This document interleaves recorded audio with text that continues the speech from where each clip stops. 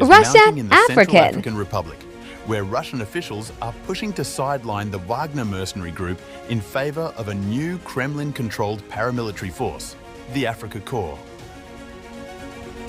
The Associated Press, citing unnamed sources, reported on August 6th that a deputy Russian defence minister has made several visits to Bangui in 2025, aggressively lobbying for Wagner's replacement with the Afrika Korps, which falls under the direct command of Russia's defence ministry. The Kremlin's move is part of a broader strategy to centralise control over foreign military operations once managed by Wagner, which had operated with significant autonomy until its dramatic fall from grace in 2023. Moscow is reportedly offering a cash-based security agreement worth billions of CFA francs, equivalent to millions of dollars, in exchange for deploying the Afrika Korps, according to AP sources.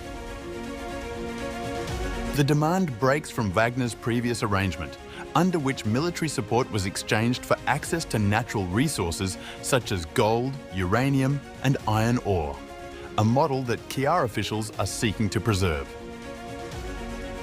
Bangui has resisted the proposed shift, citing financial limitations and a preference for Wagner, whose forces are seen as deeply embedded and militarily effective within the country's defence structure. AP reports that CR leaders have proposed to continue compensating Moscow through mineral resources, a model in place since Wagner's arrival in 2018, and are expected to present a formal counter-proposal soon. A car lawmaker familiar with the negotiations confirmed the government's position to the AP on condition of anonymity, signalling a potential standoff between the Kremlin and its long-standing African partner. Since its deployment in 2018, Wagner has entrenched itself in cars, gold and diamond industries while supporting the government in its fight against rebel groups.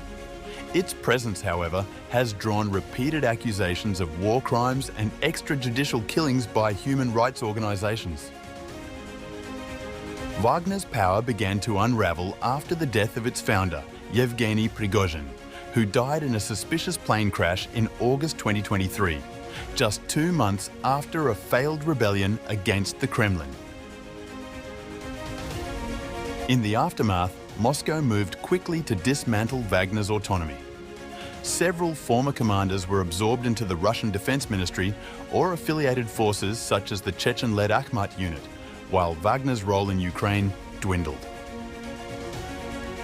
With the Afrika Korps now positioned to take over Wagner's African footprint, Russia is signalling a shift from murky mercenary deals to state-run military control, but not without pushback from allies reluctant to sever ties with the battle-hardened force they've come to rely on.